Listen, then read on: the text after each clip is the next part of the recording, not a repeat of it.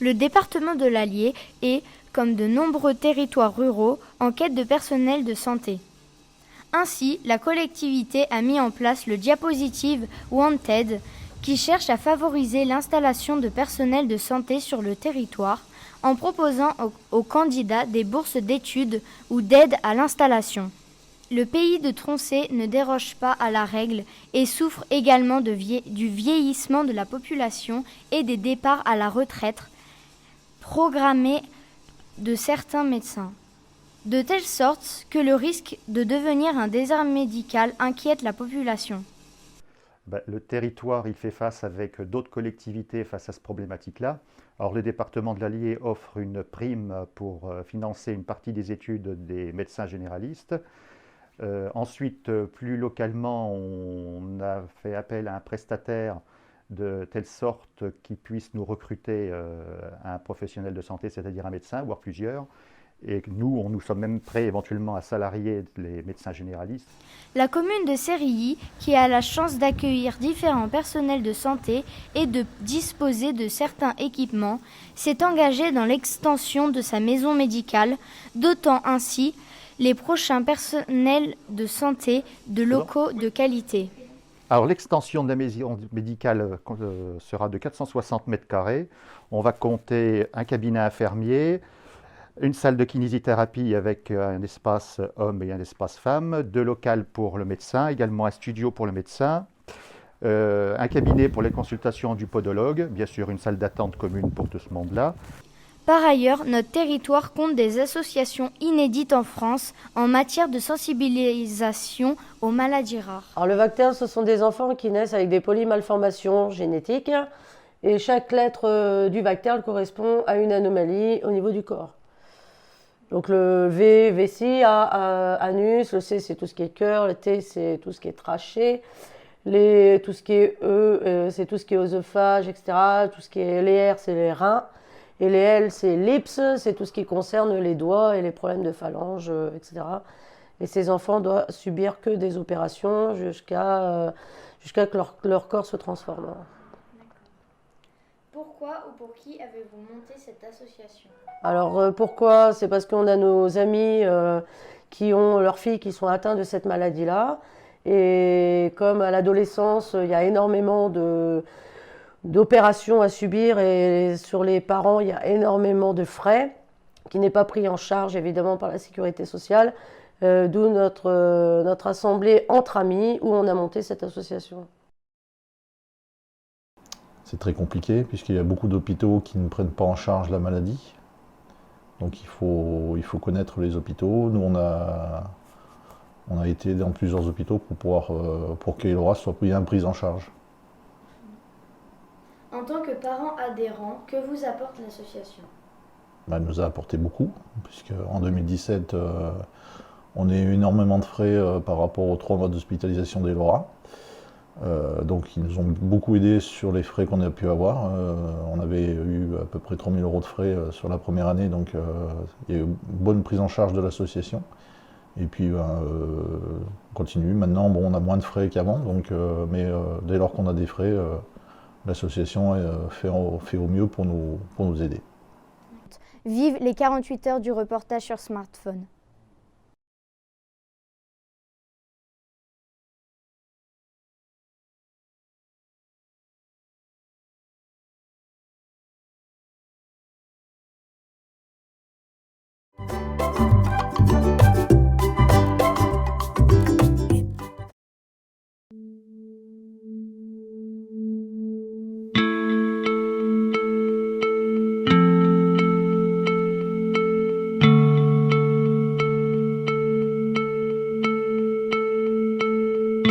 À Mayotte, un habitant sur 9 s'estime en mauvaise ou très mauvaise santé. Selon l'INSEE, en 2019, cette part est de plus en plus élevée sur le territoire alors que la population est de plus en plus jeune. En effet, l'arrivée des nouvelles technologies, smartphones, télévision, ordinateurs pousse les gens à rester de plus en plus chez eux au lieu de prendre soin de leur santé. Chababi de Petit Air Je vous propose donc d'aller à la découverte des solutions afin d'améliorer l'état de santé général des Mahorais. L'obésité implique de fortes limitations physiques. C'est un véritable enjeu de santé à Mayotte, avec un quart de la population concernée. Nous nous sommes demandé si le sport serait une solution pour remédier à ce problème. Pour cela, nous sommes allés à la rencontre de sportifs et de professionnels de santé. Bonjour, je viens de m'installer en tant que docteur en médecine générale à l'abattoir. Voilà, j'étais à l'hôpital, j'ai fait toute une carrière hospitalière. Pour vous, qu'est-ce qu'être en bonne santé? Être en bonne santé, vous les jeunes déjà, vous êtes en bonne santé puisque vous faites du sport, vous avez une alimentation équilibrée, je suppose, et que vos parents donc s'occupent de votre santé, vos vaccinations sont à jour. Voilà, un jeune en bonne santé, c'est un jeune sportif qui s'alimente correctement et qui a une hygiène de vie. Voilà. Pour vous, qu'est-ce que apporte le sport? Qu'est-ce que apporte? C'est tout pour la santé. Normalement, tout le monde doit faire du sport, même les personnes âgées. Et peut-être raison de plus, la personne âgée. Parce que les personnes âgées, on sait que quand ils maigrissent, c'est surtout du muscle qu'ils perdent, c'est ce qu'on appelle une sarcopénie, et donc les risques de fractures, les risques d'handicap, etc. Donc normalement, le sport, c'est pour tout le monde. Je m'appelle Madame Bertrand, je suis professeure de PS au lycée Petit Air depuis cette année. Faites-vous souvent du sport? Je fais beaucoup de sport, du badminton, du volley, de la natation. Et ressentez-vous un intérêt sur le plan physique ou mental depuis qu'il faut du sport? Bien sûr, j'ai toujours fait du sport dans ma vie, mais au niveau mental, ça permet de stimuler le cerveau. Au niveau me libérer. Par rapport aux anciens élèves que vous aurez pu avoir, pensez-vous qu'il y a une différence entre les élèves d'aujourd'hui? Oui, les élèves d'aujourd'hui sont des digital natives, on les appelle comme ça parce que le numérique est arrivé et ils sortent moins, ils sont tout le temps avec leur téléphone et voilà, c'est compliqué. Et pensez-vous que cela a un impact sur leur santé? Oui, bien sûr, ça a un impact clairement sur leur santé, sur l'obésité qu'ils peuvent avoir en restant derrière les écrans et à ne pas bouger. Et malgré l'influence des nouvelles technologies, nous avons pu rencontrer des jeunes qui se donnent corps et âme pour préserver leur santé. Bonjour, je m'appelle Isdine, j'ai 18 ans. Comme tous les week-ends, je fais un peu de renforcement musculaire avec mon ami. On commence par quelques ateliers, pompes, un petit footing pour commencer. Et on fait des ateliers, on soulève des haltères, un peu de basket, tout ça. Et voilà. Bonjour, comment allez-vous? Bonjour, je m'appelle Ali Audouage, je suis en STMG3, actuellement ici de Petit Air. Faites-vous souvent du sport? Oui, j'en fais seulement à l'école. Pourquoi faire du sport pour vous, ce serait bon pour la santé? Ça permet d'endurcir les muscles, faire des étirements aussi, c'est bien, l'endurance, le cardio et tout. Donc le sport, c'est bien pour le corps, faire de l'activité physique, c'est pas souvent pratiqué à Mayotte. Du coup, le faire à l'école, ça nous permet de faire beaucoup de choses et d'apprendre en même temps. Vous avez dit que vous faites du sport qu'à l'école, du coup. Oui. Comment vous sentez-vous quand vous faites du sport à l'école? Après avoir fait du sport à l'école, je me sens bien parce que j'évalue mes problèmes. Je pense qu'à faire du sport, m'amuser avec mes amis. Du coup, ça me permet de déboucher mon corps, mon cœur et tout. Je fais ça pour être en forme. Et à côté du sport, je fais attention à mon alimentation. Tout ce qui est malbouffe, tout ça, boissons gazeuses, on évite. Comme vous l'avez vu dans notre reportage, nos intervenants sont tous d'accord. Une bonne santé passe avant tout par une activité physique et une bonne alimentation. Et comme on a l'habitude de l'entendre dans nos publicités, pour rester en bonne santé, il faut manger, bouger et surtout n'oubliez pas, il faut s'amuser. Vive les 48 heures du reporter sur smartphone.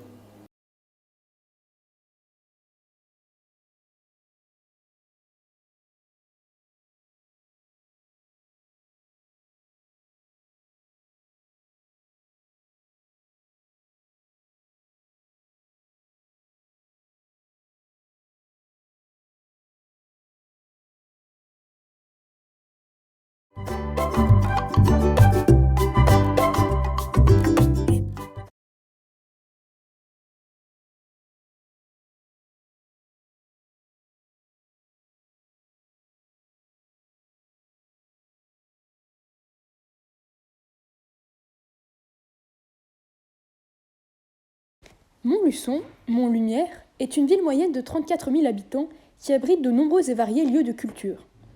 La ville possède aussi un patrimoine historique très riche que l'on retrouve dans la cité médiévale au cœur de Montluçon. On y trouve notamment des maisons à colombages, classées monuments historiques, ainsi que 2 églises, Saint-Pierre et Notre-Dame.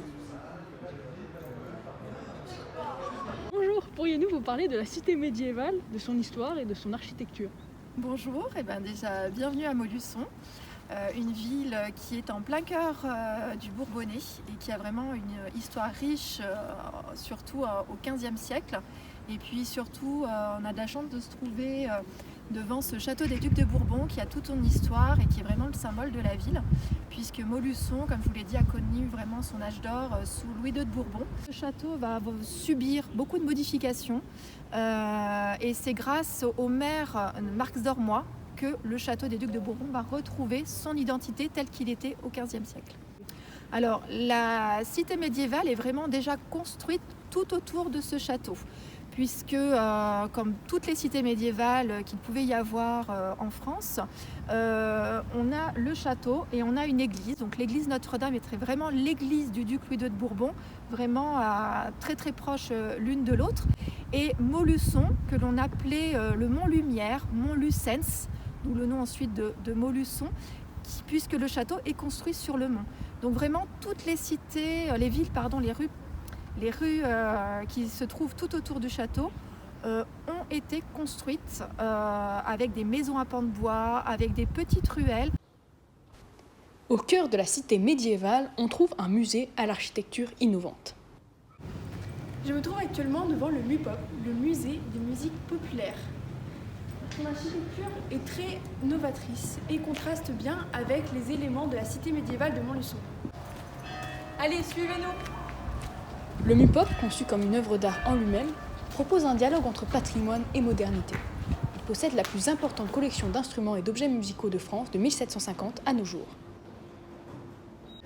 Nous sommes maintenant à l'intérieur du MUPOP, qui est composé de 2 parcours. Un parcours musical qui retrace l'évolution de la musique populaire et un parcours instrumental. Le MUPOP fait la transition entre le passé et le présent en montrant l'évolution de la musique populaire à travers les âges. Avec une représentation de la musique dans le monde rural qui ponctue le travail au chant et rythme le changement des saisons. La fanfare dans la France du XIXe siècle. Le bal musette. La déferlante rock'n'roll et l'émergence du disco.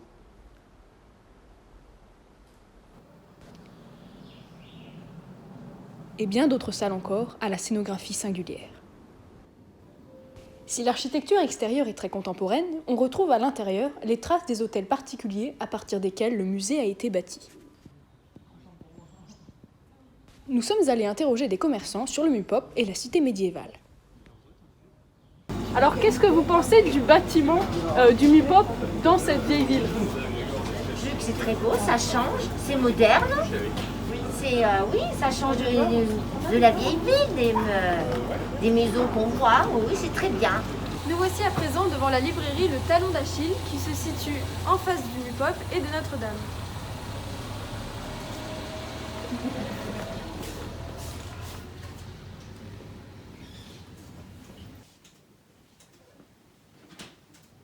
Alors qu'est-ce que ça vous apporte d'être situé comme libraire au milieu de la vieille ville?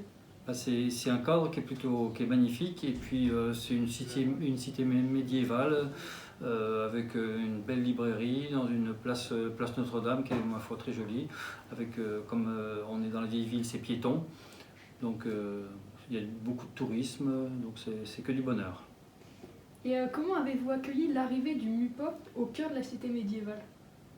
Alors j'ai été un petit peu déstabilisé par l'architecture du MUPOP que je trouve pas extraordinaire par rapport à côté de l'église.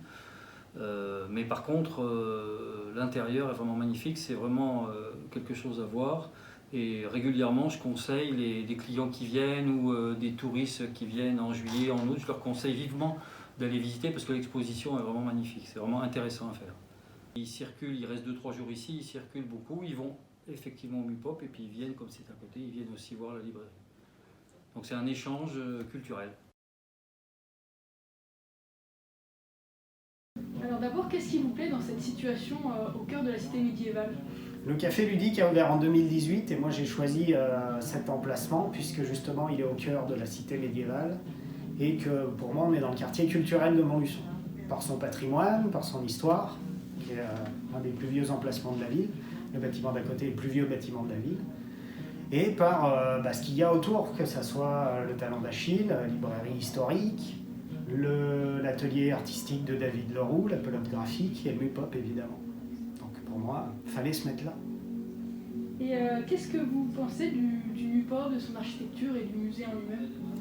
C'est une super ressource de connaissances sur l'histoire de la musique, locale et même de manière générale. On a une collection d'instruments qui est assez exceptionnelle. Nous posons la même question à notre guide de Montluçon. Donc qu'est-ce que vous pensez de ce bâtiment, mais aussi du musée en lui-même? Alors, c'est vrai qu'on a une architecture particulière qui se trouve vraiment à proximité de l'église Notre-Dame, notamment. Mais pour ma part, je trouve que ça s'harmonise vraiment avec le Montluçon du passé et le Montluçon du futur. On a vraiment deux architectures complètement différentes, mais qui se complètent beaucoup lorsque l'on rentre par l'entrée principale du MUPOP ou alors quand on est au jardin Wilson. Ce qu'il faut savoir aussi, c'est que l'architecte qui a conçu le MUPOP a aussi pensé à la cité médiévale de Montluçon, puisque cette architecture avec ses pans qui sont un petit peu tout biscornus représente en fait tous les toits de la cité médiévale. Donc il a vraiment pensé et revu la cité médiévale pour que ce MUPOP s'intègre au mieux au cœur de cette cité. Vive les 48 heures du reportage sur smartphone.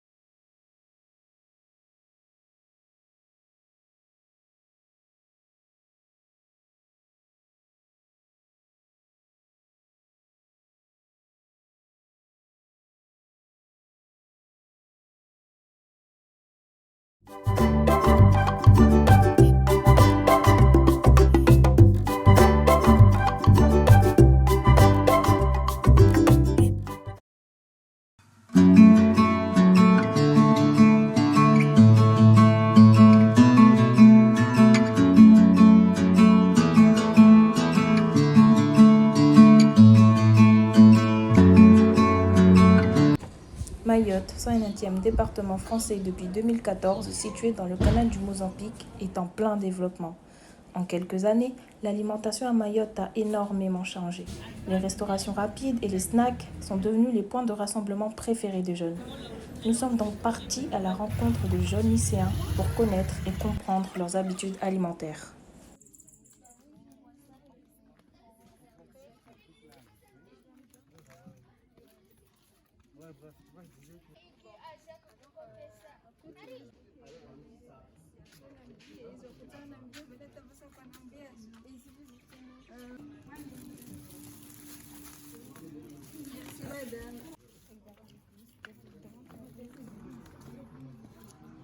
Alors bonjour. Bonjour. Qu'est-ce que vous mangez le plus souvent? Le riz, les plats locaux et le poisson aussi. D'accord. Est-ce que vous trouvez que votre alimentation est assez variée? Non, pas forcément. C'est surtout le riz, tous les jours, surtout le soir. D'accord. Et que pensez-vous de vos plats locaux? Hmm. C'est bon, mais à un moment donné, on a envie de changer, on a envie de manger d'autres choses. D'accord, et si vous devriez faire un choix entre les plats locaux et les plats importés, lequel ferez-vous? Ah, les plats emportés, c'est Pourquoi? délicieux. C'est délicieux. Oui, Plus on aime le gras et voilà. Qu'est-ce que vous mangez le plus souvent? Souvent, je mange du riz, de la viande, de la banane, du manioc. Mais Ok. après, des fois aussi, j'avoue, je mange un peu snack, mais voilà. Et est-ce que tu trouves que ton alimentation, elle est variée ou pas? Non, je trouve pas. Parce que des fois, je mange tout le temps que des snacks. Je mange jamais locaux. Enfin, Ok. quand je mange, ça dépend. C'est quand. C'est que du riz essentiellement? Oui. Seulement du riz? Ok. Et donc, que pensez-vous des plats locaux? Bah, je dirais, pour moi, les plats locaux, c'est ce qu'on est censé manger de base. Mais après, vu qu'on est dans le monde d'aujourd'hui, on préfère mille fois aller chez les snacks que manger locaux. Du coup, pour moi, c'est locaux. D'accord. Et si tu devrais faire un choix entre manger plutôt local ou juste des importations, tu ferais lequel? Local. L'alimentation à Mayotte est caractérisée par une grande partie de produits locaux et de recettes traditionnelles. Mais la plupart des recettes traditionnelles disparaissent sous l'influence de la nourriture industrielle importée. Pizza. Ah, c'est bien, en plus.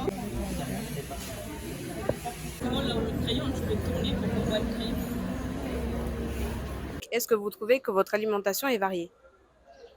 Oui, plutôt oui quand même, parce qu'il y a quand même un choix entre ce qui, au niveau de ce qu'on peut trouver en produits locaux au marché ou ce qu'on peut trouver aussi au niveau de la grande distribution. Donc, si, c'est plutôt assez varié quand même. Et justement, vous ne trouvez pas que le fait qu'il y ait la grande distribution, ça fait pas de tâche aux produits locaux de Mayotte? Non, je pense pas. C'est en complémentaire. Donc, il y a le choix entre aller acheter des produits locaux ou aller en grande distribution. Mais c'est vrai que la facilité, c'est quand on va en grande distribution de tout prendre sur place. Mais moi, par exemple, je fais le choix de prendre tout ce qui est produits frais au marché et aussi pour contribuer à l'économie des mamans au marché. Et tout ce que je ne peux pas trouver au marché, je le prends en grande distribution. Or, les produits industriels sont vendus moins cher que les produits locaux, qui favorisent leur consommation dans le département le plus pauvre de France. Comment est-ce que vous qualifierez votre alimentation? Alors, mon alimentation ici, je la qualifierais comme relativement diversifiée, mais pas trop. Parce qu'il y a beaucoup de produits qu'on doit importer, donc on est un petit peu limité. D'accord. Et du coup, pourquoi est-ce que vous privilégiez les produits locaux à l'importation? Alors, je privilégie les produits locaux parce que je préfère travailler les gens à Mayotte et manger des produits naturels dans la mesure du possible. Et donc, puisque vous achetez du local, est-ce que vous direz que votre alimentation est assez variée ou pas? Alors, j'achète du local et je peux pas dire que mon alimentation est très variée. Je dirais qu'elle est moyennement variée. J'achète ici du persil, j'achète des avocats, j'achète des oignons. Je privilégie certains produits que je pense être bons pour la santé et j'évite les produits avec les pesticides. Nous avons eu la chance aujourd'hui de rencontrer une dame qui nous a invités et proposé de manger un repas traditionnel.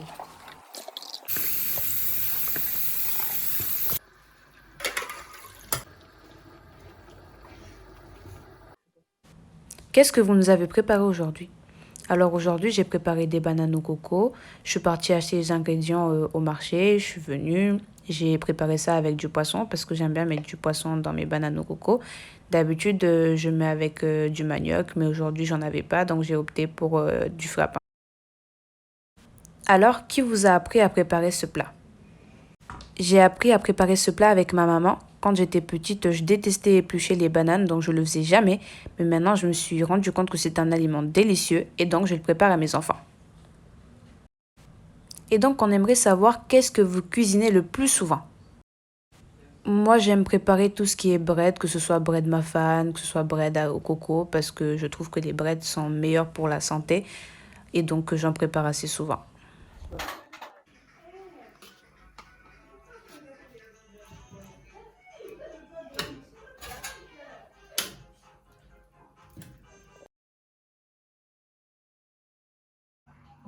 C'est bon? Le dimanche, je le prépare. Vive les 48 heures du reportage sur smartphone. Ouais. Ah bon?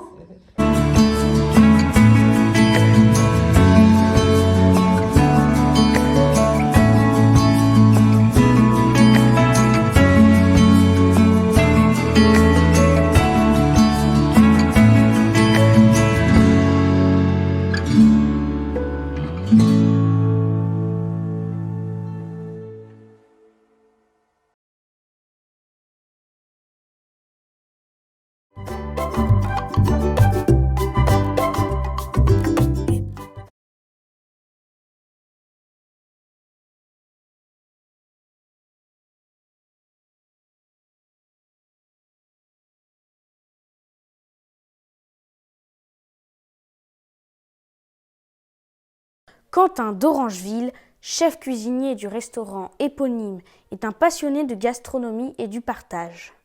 Il s'est installé à Hénel-Château en 2019 après être tombé amoureux de la bâtisse située 3 rue du Vieux Château. Depuis, et malgré la pandémie du Covid-19, il rencontre un franc succès et ravit les papilles des Castanélésiens et a eu un nouveau coup de foudre pour les produits locaux.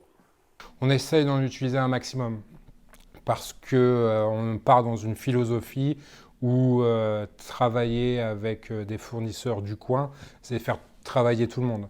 Et on évite l'empreinte carbone, on évite pas mal de choses au final. Et bien sûr, on évite le surcoût d'éventuels qu'on pourrait avoir avec des personnes qui, par le transport, qui prendraient par des négociateurs. Là, on va vraiment directement voir les personnes et on voit directement ce qu'on a aussi. On peut choisir, c'est là où c'est intéressant, quoi. Pour faire travailler les gens du coin. On a quelques fournisseurs du coin, on aimerait élargir en fait notre périmètre parce qu'on a un maraîcher bio qui travaille aussi avec la petite épicerie bio locale d'Hénel-Château. Ses plats sont raffinés et l'esthétique soignée. Mais la recette de son succès est simple. Des produits de qualité et des fournisseurs locaux. Nous avons décidé de mener l'enquête pour savoir comment les circuits courts nous permettent de mieux manger, y compris dans les tables qui visent les étoiles. Allons à la rencontre de ces producteurs. Au Biolocal de Troncé, un magasin de producteurs locaux travaillant en agriculture biologique. Les clients peuvent 3 jours par semaine se procurer une large variété de produits en circuit court. Maraîcher biologique, Siegfried Gerbeau est un des producteurs qui s'est aussitôt engagé dans ce projet collectif. Une évidence pour lui. Ici, on est maraîcher avec ma femme et on travaille, on fait pousser des légumes. Et que faites-vous pousser? Alors, on fait pousser une 40aine d'espèces de légumes. Si on compte les variétés, on arrive à plus de 200 variétés. Alors, on travaille avec beaucoup de variétés de tomates, c'est pour ça qu'on monte sur ce nombre de variétés. Et donc en été, on a des tomates, des aubergines, des poivrons, des courgettes. En hiver, on a de la mâche, on a des légumes racines, les carottes, les céleris, les rutabagas. Et voilà, et on fait une gamme très diversifiée pour pouvoir avoir de quoi manger et fournir de quoi manger toute l'année et suffisamment diversifié. Mais c'est quoi le Biolocal ? Alors c'est un groupe de producteurs différents dont on fait partie avec des amis qui produisent des fromages et de la viande et on s'est regroupés pour pouvoir proposer tous nos produits, pour pouvoir faire ces repas, des repas complets avec fromage, viande et puis on travaille avec d'autres collègues qui sont un petit peu plus loin qui nous fournissent d'autres produits, du porc, des conserves, du vin, de la bière, etc. Et on trouve même des savons. Cédric Touré, éleveur de vaches, de cochons, de brebis et de chèvres, vend principalement au magasin de producteurs bio. Installé, lui, depuis 2017, il s'occupe essentiellement de la ferme sur le terrain, quand sa femme, Sandrick Touré, à la charge de faire fonctionner le magasin de producteurs. On revient toujours au bio parce que c'est un gage de qualité et gustatif, quoi.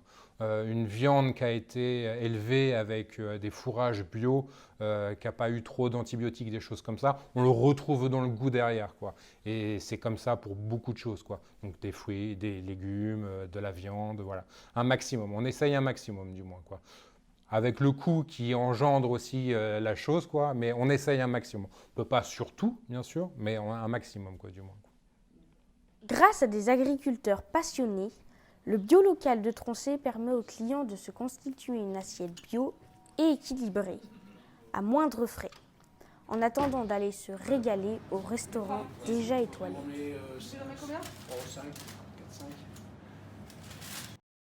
Vive les 48 heures du reportage sur smartphone.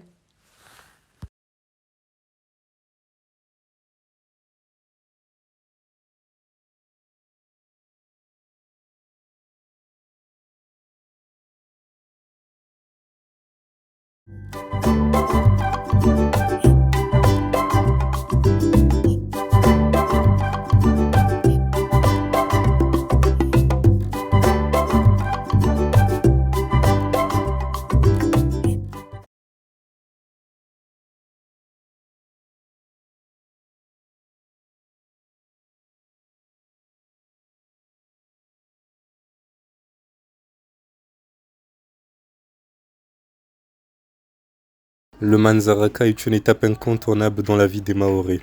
C'est un jour de célébration pour sceller l'union de deux jeunes mariés. Personne n'échappe à cette tradition. Plusieurs centaines d'invités, un cortège qui danse, des costumes colorés, des fleurs et des bijoux.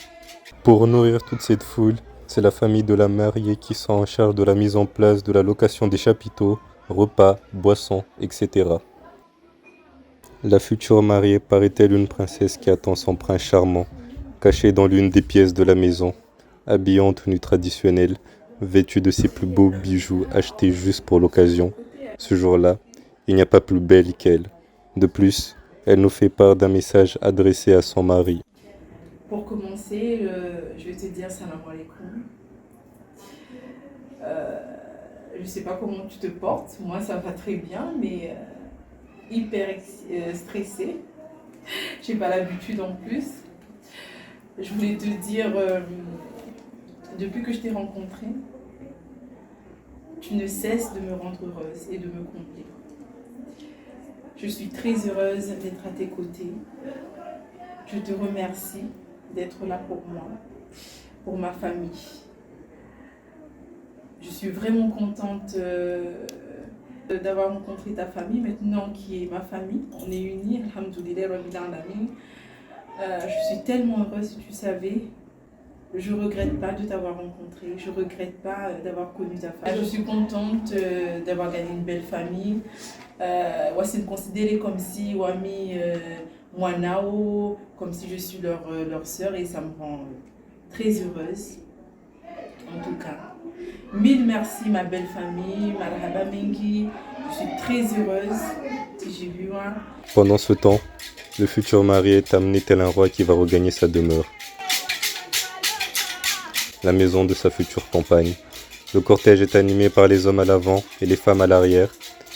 Il part de la mosquée en traversant toute la ville, à pas lents, en chantant des chants religieux au son de tambourins pour atteindre la maison de sa bien-aimée.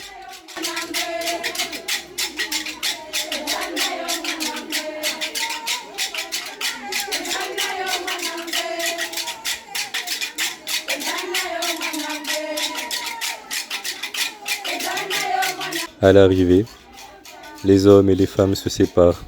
Les hommes mangent dans la maison de la mariée, sur une table spéciale, richement décorée avec chants et danses religieux pour eux.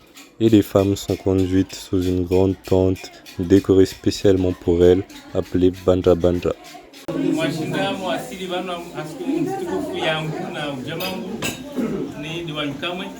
Babu sumkaribisani risterehi halmwa tunguzinda legilitwa zoban leo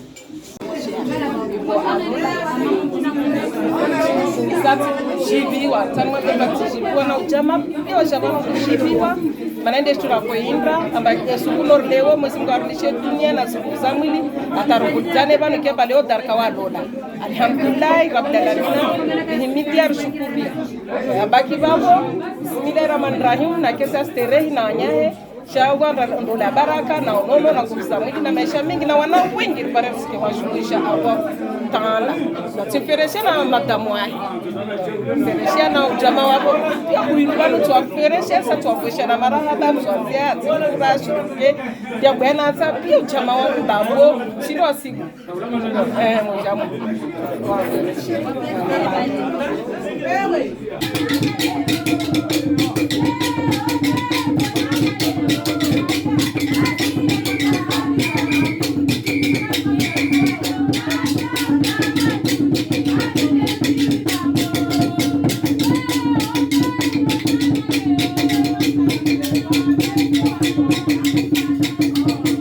À la fin du repas, place aux festivités. Le mari doit rejoindre sa femme, mais avant cela, il faut qu'il donne des billets pour avoir le droit de soulever le voile de sa bien-aimée.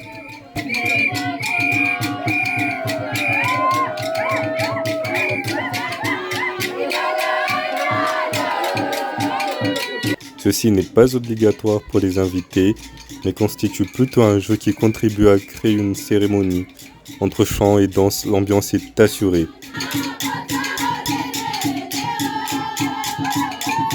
Pendant ce temps, la famille de la mariée s'affaire afin de satisfaire au mieux l'ensemble des invités au Banja Banja. Le repas achevé, les invités se ornent de colliers de jasmin et attendent impatiemment l'arrivée de la mariée. Un groupe se rend alors à la maison pour y chercher la future épouse.